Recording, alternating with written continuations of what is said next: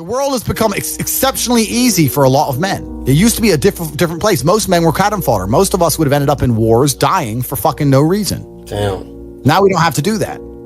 So because we don't have to do that, men think it's okay to just become comfortable now. You're not supposed to be comfortable. You were never evolved to be comfortable. You're supposed to be uncomfortable. Right. And if you make yourself uncomfortable constructively, it's very easy to be anything you want. You talk about GTA, Grand Theft Auto. I know the game. I used to play the old one on the PlayStation 1 when I was a child. Which one? I haven't played any. Which one? You talk about San Andreas? Very first one. Vice City, GTA 3? Yeah.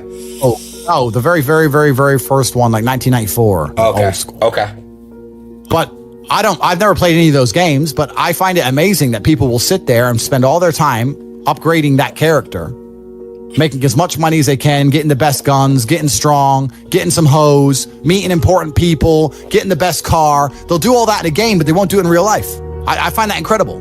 Like, my life is GTA. I don't need to play a game for GTA. If I want a gun, I'll fucking buy it. If I want a car, I'll fucking buy it. I want a bitch, I'll get her. It's me. I am GTA. I don't see why people play the games. They play the games because they're scared of loss. Because if you die in the game, you get another chance. If you lose in the game, you get another chance. In life, you get one shot. Damn, that's... But if you get some balls, that's what life is as a game. That's what life is as a man. This is one big video game. You get to upgrade your character. You're not born with any value. All these women that you just put me on with are born with value. They're pretty already. They're gorgeous already. They're good looking enough. Even if they're a 5, someone's going to give a shit they exist because someone wants to fuck them. As a man, if you don't make yourself valuable, you have no value. You have to get up and do it. Just like a video game, you start with fucking 0. You have to decide if you want to complete it. You have to upgrade your character.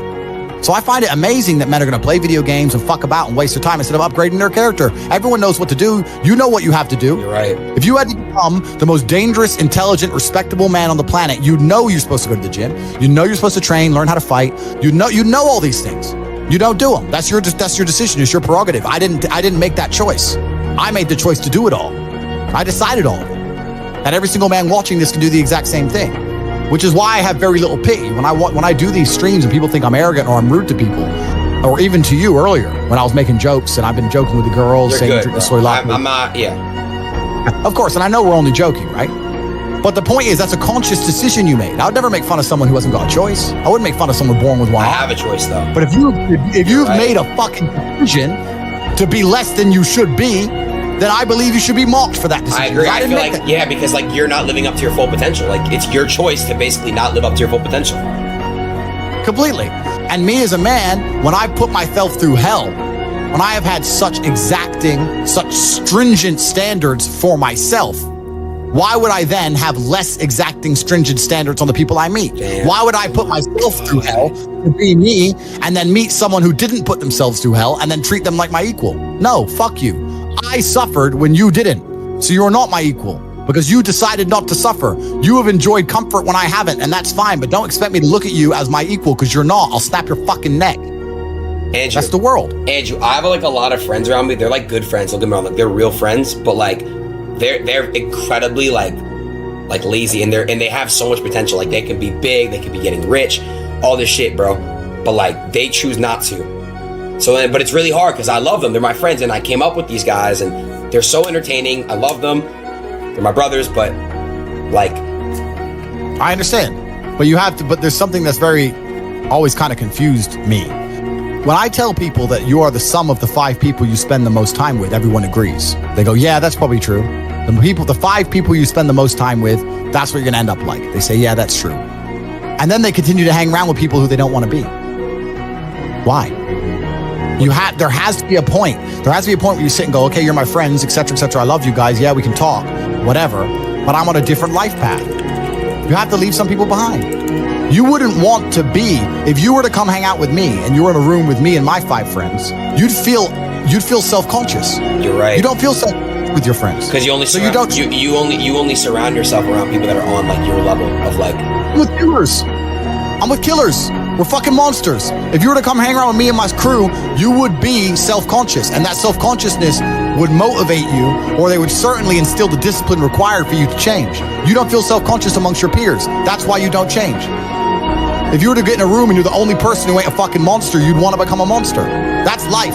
That's humanity.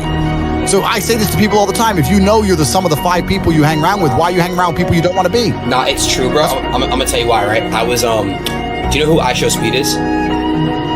No.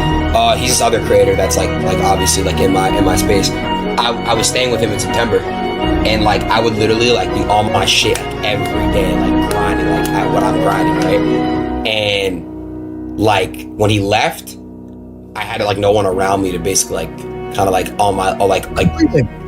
So it shows. I get it. Yeah. And that's why I live in a competitive environment. I live with my brother, my cousin. I live with men. We have a big house. We could all afford fucking 10 houses each. We live together on purpose. If my brother does 500 push-ups, I ain't gonna be the bitch at the house. I ain't gonna not do them. Right.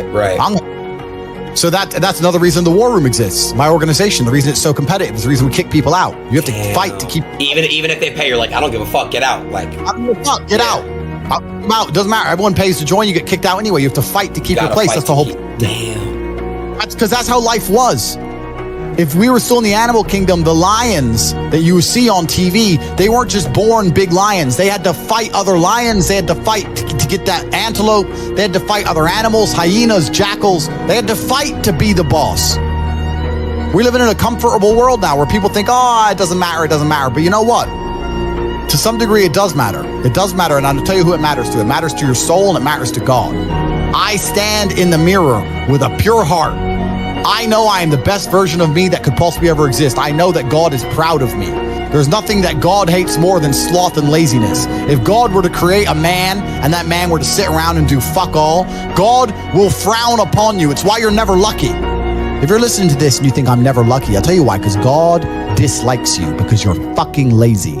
Start to work. Start to show God the beauty of his own creations. You'd be amazed how lucky you'll become. Wow. God is unhappy with these people.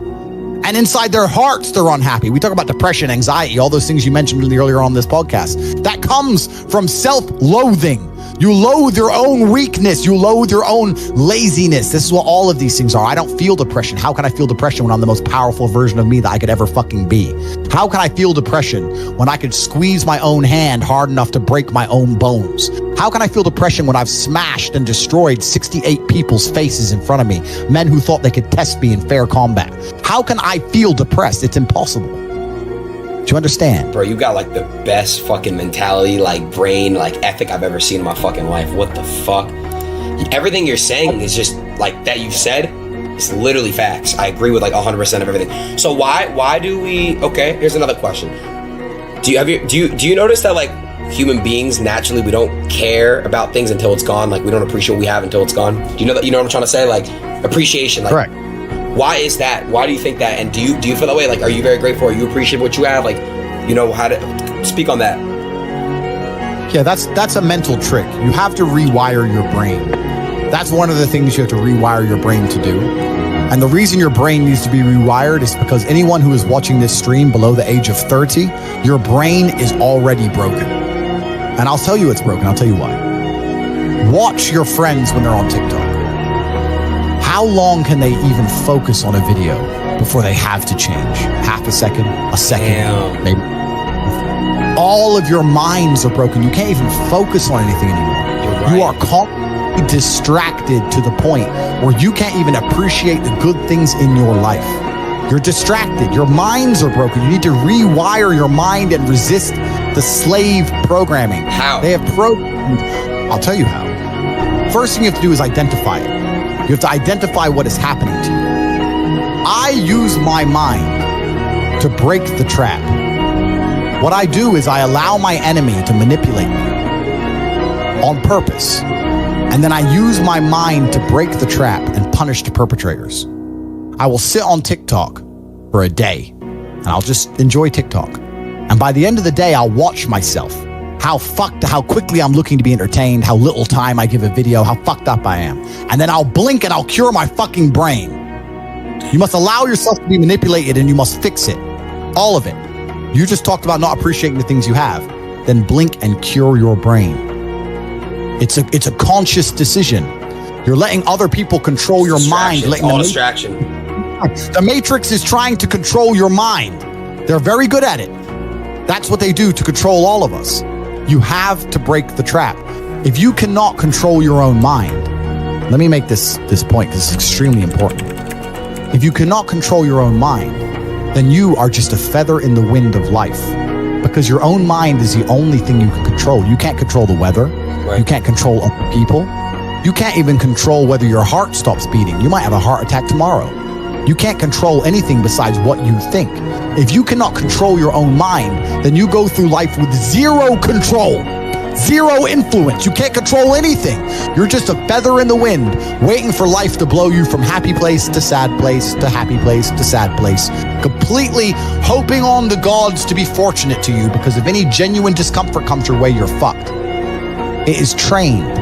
Like everything else in life, it is trained. So if you find yourself not appreciating what you have until it's gone, then you must blink and cure your brain. If you find yourself unable to focus or concentrate on tasks, you must blink and cure your brain. If you find yourself unable to go and dedicate yourself to something you don't want to do, you must blink and cure your brain. Because all of our minds have been under constant assault for years. The way the mind functions, the way people interact has changed so significantly in the last 10 years you wouldn't believe. If you go to a party today as opposed to a party 10 years ago, they look completely different. People are acting differently. People are on their phones now than ever used to be. Even now, people will go to places only to get an Instagram picture, even if they don't enjoy the place. Wow. It's all about pretending they're having fun as opposed to actually having fun. The entire paradigm of society and how we interact has now changed.